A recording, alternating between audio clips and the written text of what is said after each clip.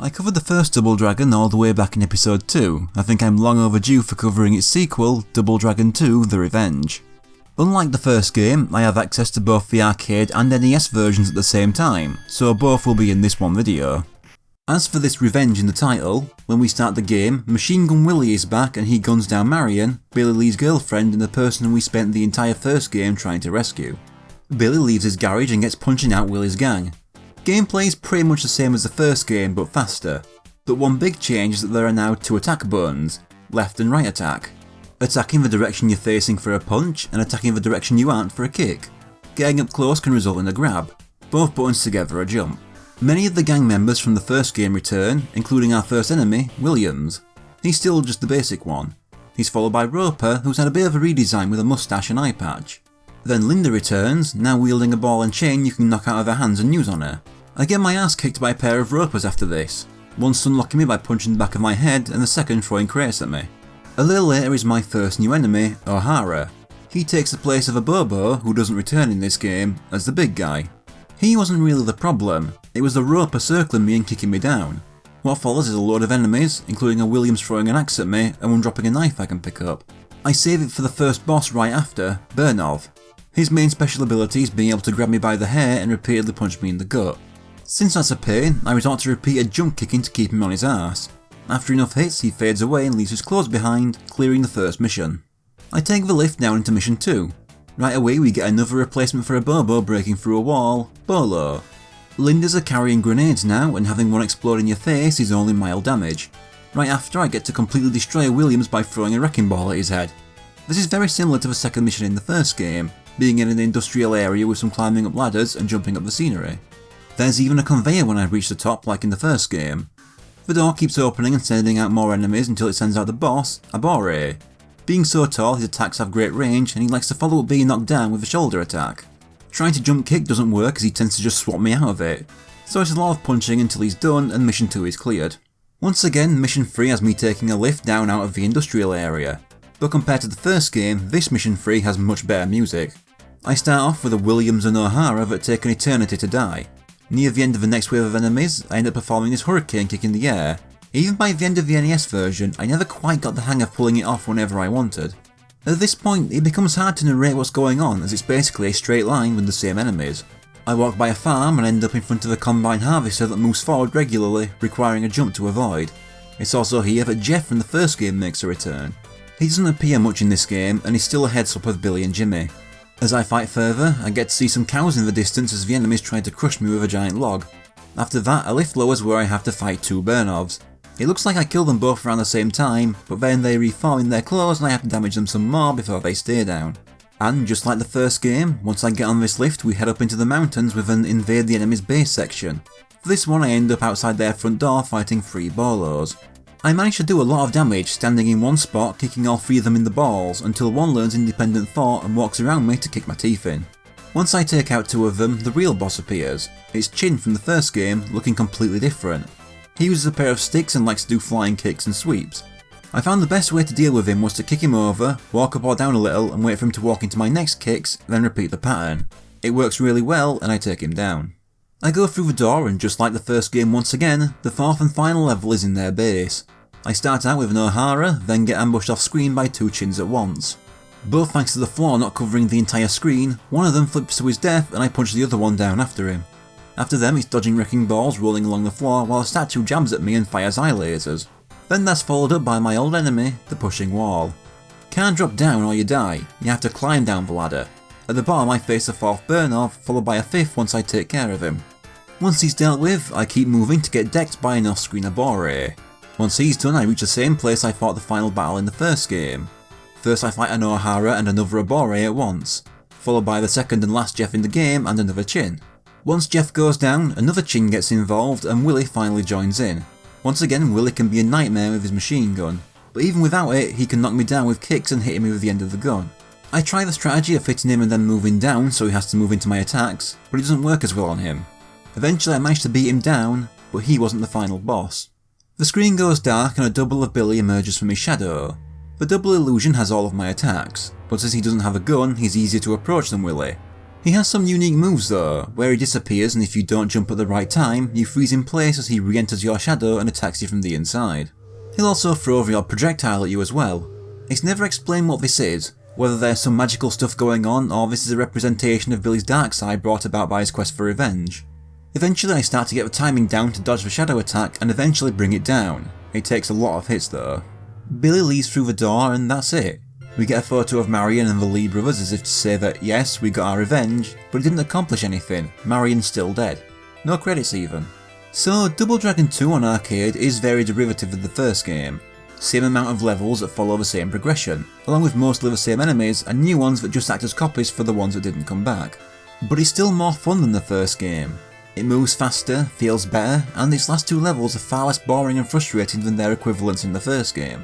It's something that people will always argue about, whether or not a sequel being too similar to its predecessor is bad, and if it is, how bad is it? I may as well give my feelings on that subject since if this show continues, I will end up with more games like this. In general, it doesn't bother me as long as I think the game's better or more fun than the previous game it's so similar to. There have been moments when I like a sequel and people have not understood because it was just more of the same, and I'm just like, that doesn't matter to me when I enjoyed it more than the first.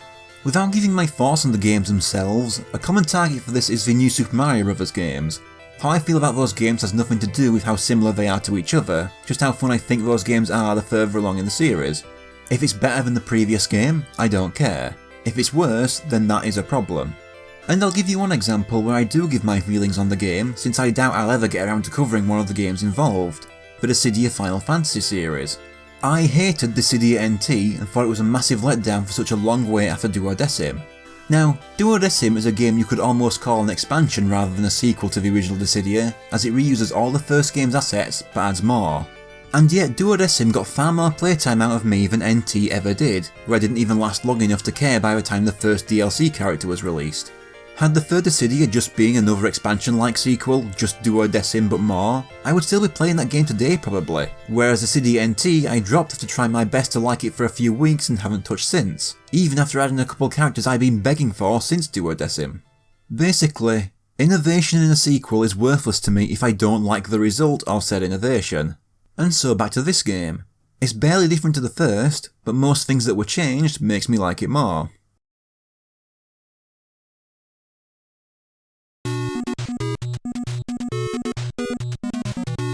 And now we move on to the NES adaptation, which has the same plot, but like with the NES version of the first game, is a completely different experience. This one I'm playing on the Double Dragon and Kunio-kun Retro Brawler bundle I played the first game and Downtown Neketsu story on. I start on the basic normal difficulty, Warrior. At the start of the game and between levels we get cutscenes to explain the story. That's something I never mentioned in the previous two Double Dragon videos. The series is set after the end of a nuclear war, which is why everything's so miserable. We see Marion's death mentioned and we see her face moments before her death, but we don't see the act like we do in the arcade version. Mission 1 has the same setting as the first game, all the moves carried over and work just as well. And this time there's no weird point levelling system for unlocking the moves. We are limited to 2 enemies on a screen at once thanks to the NES hardware, and most of the enemies carried over.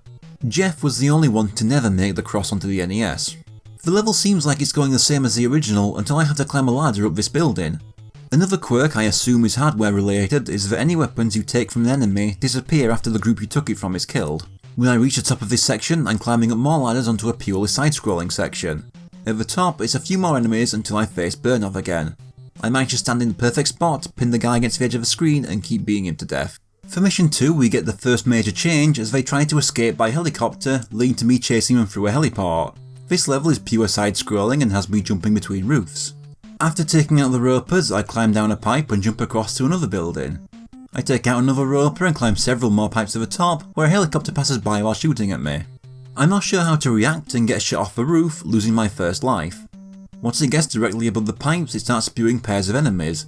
I just stand waiting for them and keep knocking them off the buildings. The third wave are an exclusive enemy, Right Arm. They also get easily knocked off. The helicopter moves and I get moving to the right some more. I reach another helicopter and take out more enemies, leading to a boss fight against 2 Chins. Without my Z-axis movement in this level, these guys are bastards, dashing and flipping all over the place and throwing shurikens at me. I try my best to focus on one, sometimes hitting both at once. Once the first one dies, it becomes a little easier and I finish the second not long after. The helicopter takes off and we grab on, leading to mission 3. The entire level is on this one screen inside the helicopter. After a certain amount of time, the door will open and drag everyone towards it, so I have to run against the wind to stay alive. The enemies usually aren't so smart, so I tend to beat up on one and just let the door take out the second for me. After 3 waves we get the boss. Bolo is an even more blatant sprite edit of a Bobo on the NES. He's literally if a Bobo stops seeing his barber. Take out one Bolo and another shows up immediately. When he throws me, I find I can't be dragged out of the door while I'm laid out on the floor, like in real life. But Bolo can fall out as he's dying and blinking away. For the 4th mission, the helicopter lands on a mysterious island, and we're back to a normal level with full movement and progression. One thing I should bring up is that both the arcade and NES games have much better soundtracks than the first game. Like, the first game's only dud was arcade mission 3 with the UFO sounds halfway through, but I just like the second game's music more. Eventually, I enter a door which leads to a lift that takes me down to more side-scrolling floors with spikes on the ceilings. So don't jump, but do uppercut your opponents into them. Here I faced my first Abore, who wasn't allowed to carry his shirt over to the NES. After him we get spikes lowering from the ceiling, so I have to time my walking correctly. I reach another door and have to deal with a few waves dropping through the hole in the ceiling, followed by another Bolo. Bolo can be tougher when you lose his head axis, but I uppercut him into spikes so it's fine. The next door is cruel and dumps you onto a conveyor, hoping you don't react in time and fall in a pit. But I don't and jump across the gap to the next door, clearing the mission. Mission 5 has us get lost in the Forest of Death. After taking out a few enemies and climbing down a ladder, we do get a little return to Double Dragon 1 bullshit with having to jump across water when jumping is 2 buttons, but I make it. Then it's climbing back uphill and up a large vine. I reach a house with ropers dropping dynamite coming out, followed by a Bolo, then a second. It's here I first noticed the super uppercut, done when I uppercut right after landing a jump.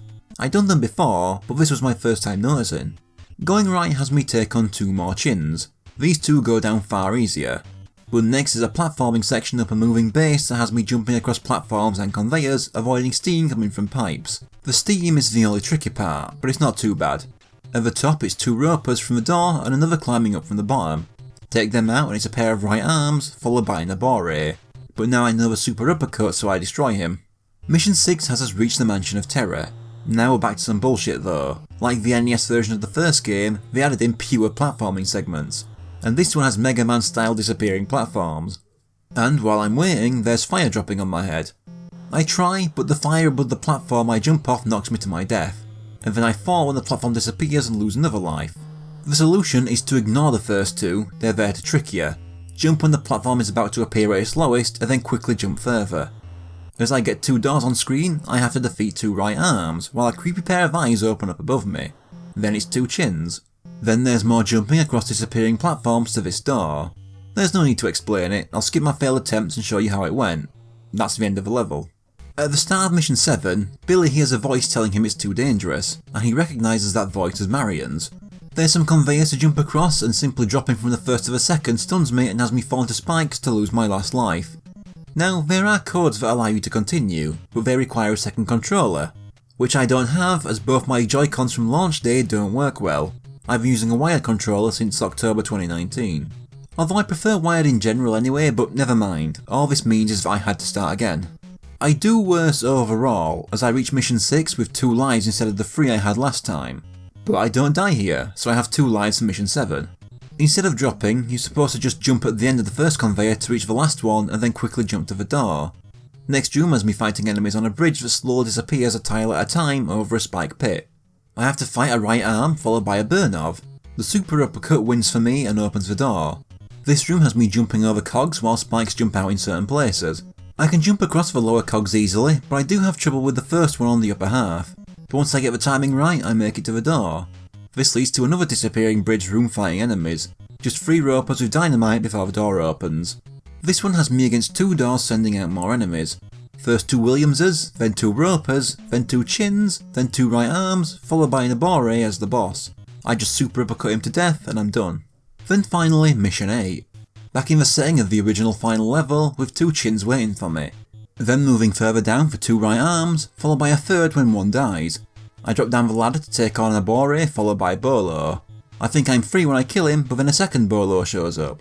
Trying the super uppercut didn't work on the first one, so I just stand there and watch him walk into my kicks. After him, I reach the final boss arena and take on 2 chins. Now these two are arseholes and take my life, along with reducing me to 4 blocks of health.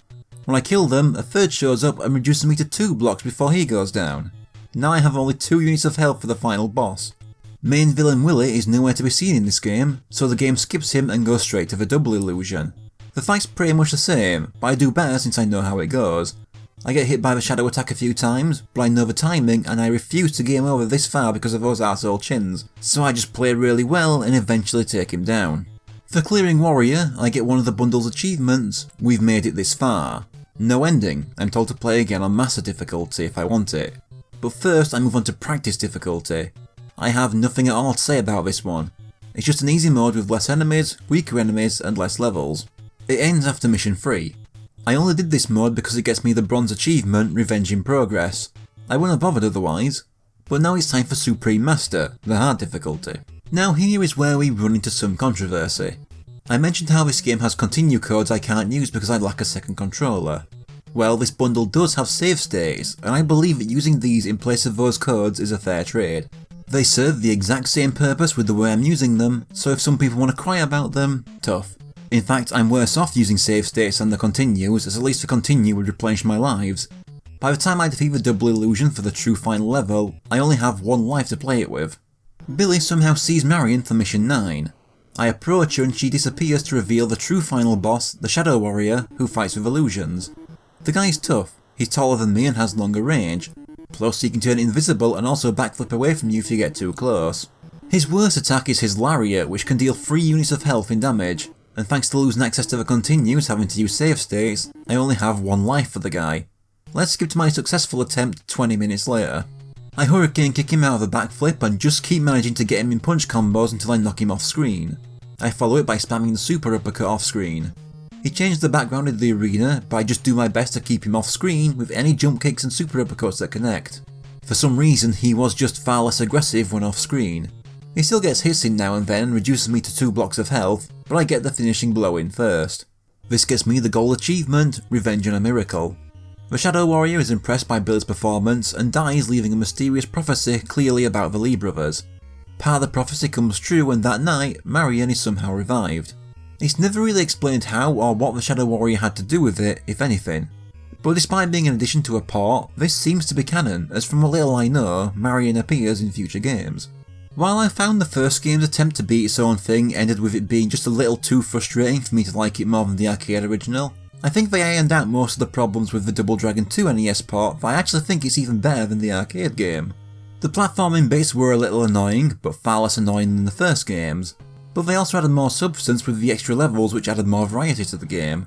I also feel like it was better balanced than either arcade game. Removing the fight with Willy from a game with limited lives is definitely a good choice.